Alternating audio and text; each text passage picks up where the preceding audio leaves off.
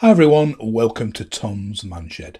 Now today's review is on this, or these, which are a set of Menabo Brio roof bars for my car. Well, mainly for my daughter's car actually, but can use them on mine as well if we're not using them together. Now, they are from Lidl's. I picked them up yesterday, Sunday. They should have been in on last Thursday's delivery. I went down to me two. I've got two local Lidl stores, and they were out of stock at both. So I tried on Sunday, and they were in. They didn't arrive last Thursday as planned. So I thought I'd go yesterday to get them because they're very, very good price. And they did have some. They had three left, so I got one. Now in Lidl's, they are £29.99. So 30 quid, which is a great price. As you'll see here, I'll just show you on here. Because if you look here, these are the ones on Amazon.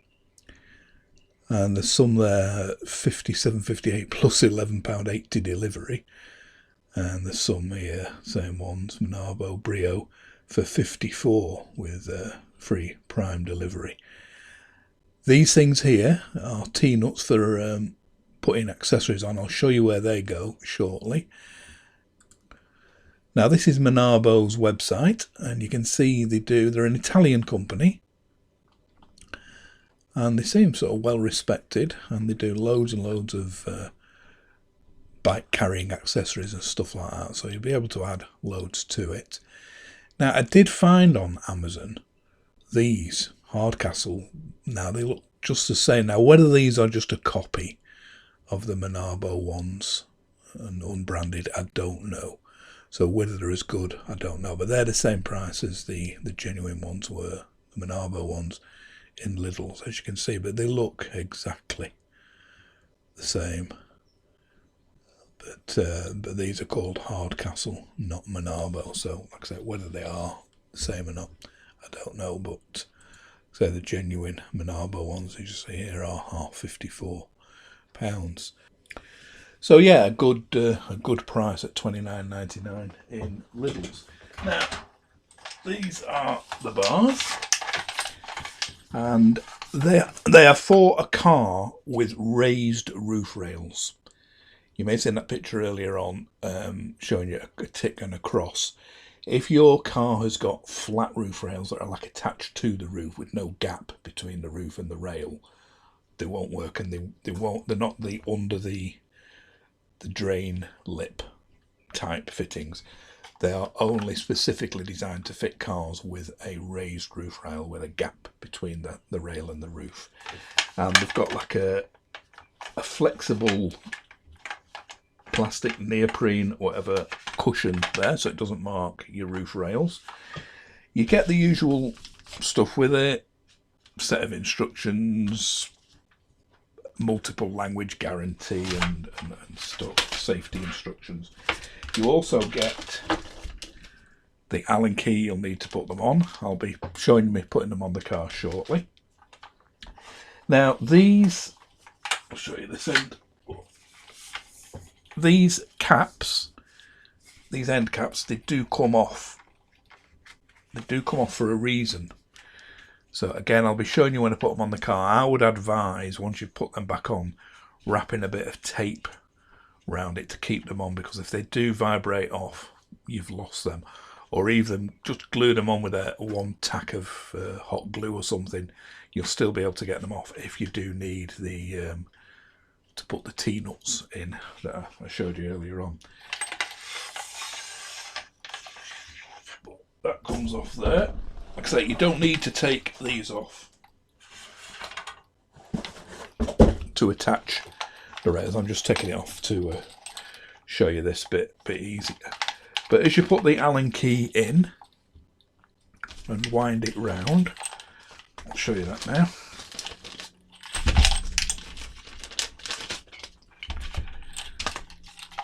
So as you can see, there's a lock key, and all this lock does is clear the hole to put the Allen key in. as you can see there. So it puts like a big chunk of red plastic in front of it. Now, any thief wanting to nick your roof bars, if he was that desperate to nick a 30 quid set of roof bars, he could drill through that plastic, but it is quite thick. It's like a really, really thick, as you can probably see, disc that goes in front of it. So you'd have to be desperate to do that. But so you clear it with that, and then when you put in them on the car, that enables you to put the Allen key in. And as you wind the Allen key round, it adjusts that bolt there. You can see getting nearer to there. And then once you've clamped them on your car, turn the key round and remove it. Like I said, I only removed that there from the bar just to show you close up to the camera. You don't do that in normal use. And if you're not using T-nuts to attach any add-on carriers and things, you don't ever need to take them end caps off. So like I said, they seem very well constructed. Yeah, you just take that channel out, that black bit out to insert the T-nuts if you do, and they enable you to attach some various attachments, but most of the time you won't need that. So you get the pair of them, and like I say, it seemed very, very well made. So let's go over to the car now. Mine is a MG ZS EV, so it's the same as the petrol version as regards to roof bars.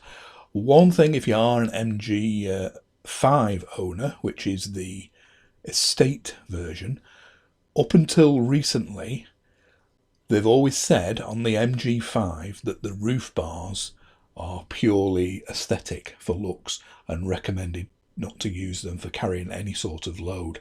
Well, that was because they were just covering themselves because the car hadn't passed the required tests to say it was okay to carry a load. Well, I've read recently that, I think it was in a Which report or something online, that they have passed that test now. So if you've got an MG5, you can use your roof rails with a 35 kilogram weight limit. So these bars would be ideal for that as well. So on the box there is a huge long list of various cars it will fit. There's some strange ones on here. Where is it? Yeah, this one here. An Esemka Rajawali. Esemka, E-S-E-M-K-A. Rajawali. Never ever heard of that. And some other strange ones I've never heard of. The MG isn't on there.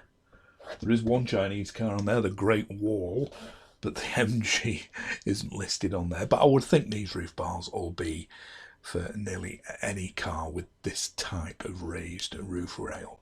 So I've taken a picture of all these. I usually hold it up to the camera, but as you can see, it's a bit impractical to do that. So I've taken various pictures. I'll just show you that quickly now. Flick through and you can see if your car is on there. Yeah, some strange cars on here. Brilliance. I've never heard of Brilliance. And later on there's a Montana and an MVM. Also a Semka. Yeah, GEO, Great Wall. Yeah, even Lada. I didn't think they still made them. I don't know. Match did it. Montana MVM, like I say. What's this one here? Saturn Sonova. So I'm sure if you've got the raised roof rails, like I say, with the gap, it'll fit most cars. There's a bit of info right at the very end on the weights and the attachments and the measurements. So freeze frame these, you should be okay. So hopefully your car is on that list. Like I say, even if it isn't, if you've got this type of roof rail, I think you should be okay. So let's go and fit them now to my MG ZS EV. So, like So they just clamp over like that. As you can see, the key is, that's it, locked, so you open it up so you can get your Allen key in and slide them into the position you want, and make sure this distance here, you can pull the rail out to its distance, make sure that distance there is the same each side. So as you can see at the moment, that is right jointed up against the plastic, as is that. So if we now start to tighten them,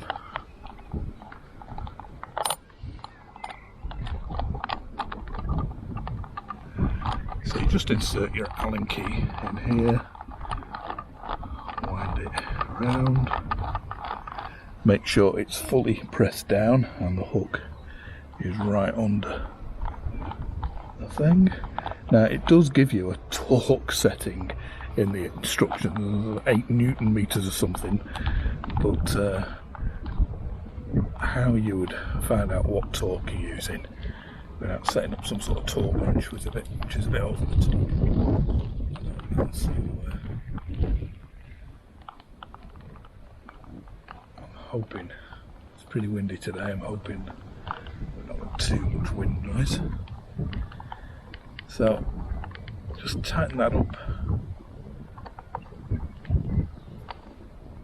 I would say it's pretty tight without tending to strip any threads. That's pretty tight now. And that's solid there. And then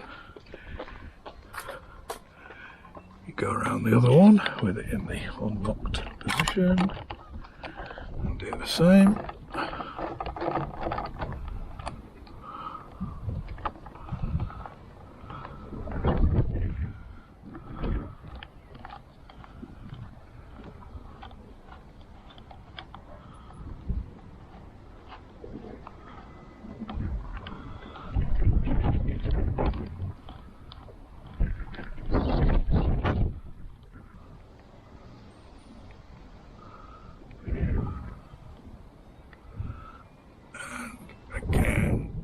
Tighten that.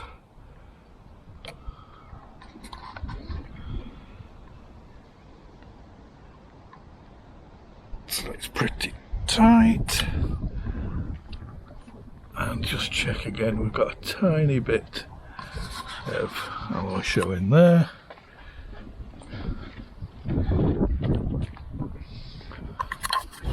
But not so much there, but it's there if it's not a massive overhang.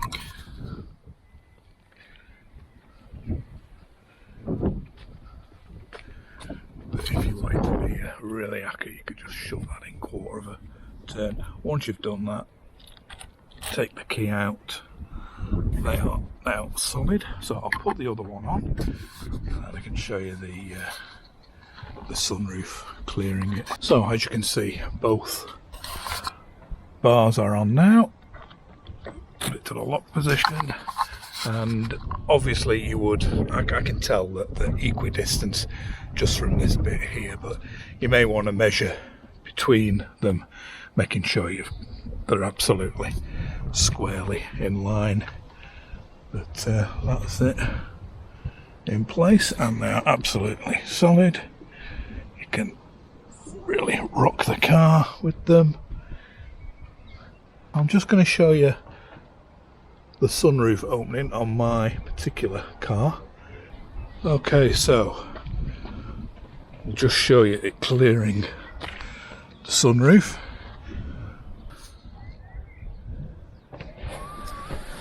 So as you can see, it clears easily. We've got quite a big gap there. Right, close it.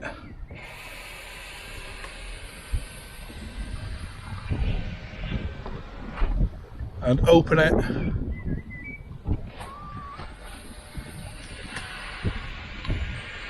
You can see it's plenty of clearance on mine. Close it.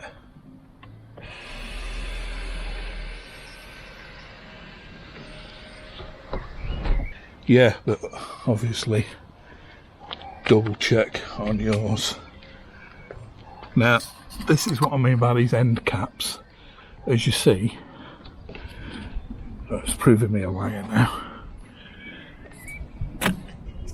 As you see, they do pull off reasonably easy.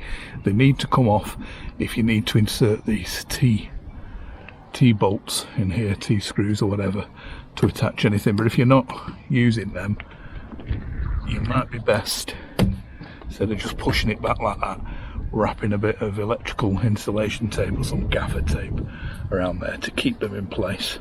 Because if you lose that while you're moving, you're going to have to get yourself some spares. But yeah, that's them in place. You can see on this one over here, it's got the genuine badge on it there.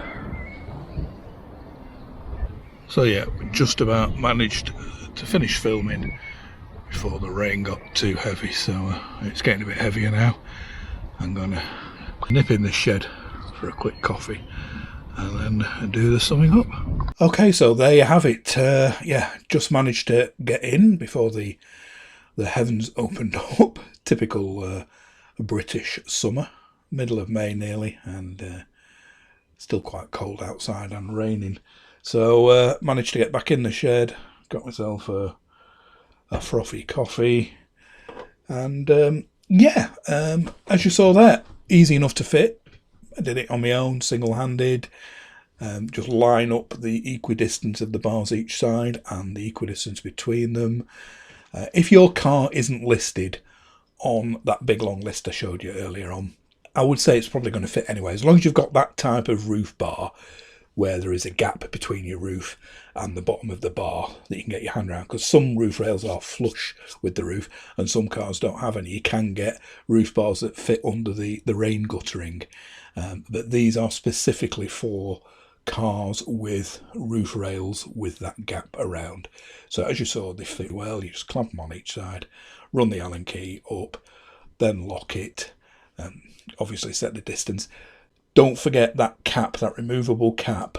I was thinking of gluing it on permanently with a bit of hot glue or something, but because I don't think I would ever need any accessory on top that uses them things, but I won't. I'll leave them as they are, and if I do use it, I'll tape it over with a bit of electrical insulation tape, because if you, like I said in the just now outside, if you do lose them caps, you're going to have to send off for some spare ones, so I would secure them a bit better than just the push fit.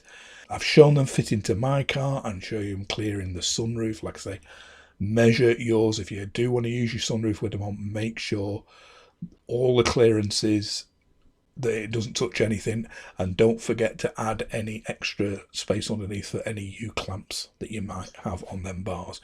But as you saw, man, there was plenty of space for it. It does, as it flips up, it does go a bit higher, and if I had located the bar there, it would have just caught it, but that would have been right in the middle of the roof, and that's unlikely. You're going to have your bars quite a way apart, so just look out for that if you do. I bought these for my daughter. I used to use them years and years ago because I had the kids in the back when we went camping and caravanning, and it was great. I had a roof box and everything for extra luggage capacity. But my camping and caravanning days are long gone, I think, and the kids are both in the 30s now. And I've got grandkids, of course, but it's mainly for my daughter, this. I don't think I'll ever need it. Yeah, I hope it's been of some use, this video, if you're thinking of getting some. Well recommended at $29.99 from Lidl's. If you do see them in Lidl's, and you do want some, I suggest you snap them up straight away, because they're the sort of item that doesn't come in Lidl's that often. I think I've only seen them in once before. And also, they take up a lot of store space, so they're not going to have a vast stock of them. When I went yesterday on the Sunday, I went Sunday morning, there was only 3 in there, and I got one of them. So, yeah, I would suggest at that price you snap them up pretty damn quick. So, hopefully it's been of some use. If you do want to subscribe for more reviews on gadgets, 3D printing, MG, EV car stuff, please click the little icon of the shed on the left here. It'd be great if you subscribe. I reached 1,000 subscribers last month, and that was absolutely fantastic. So the more the merrier, and I shall see you for the next review very, very soon. Thanks again for watching. Bye for now.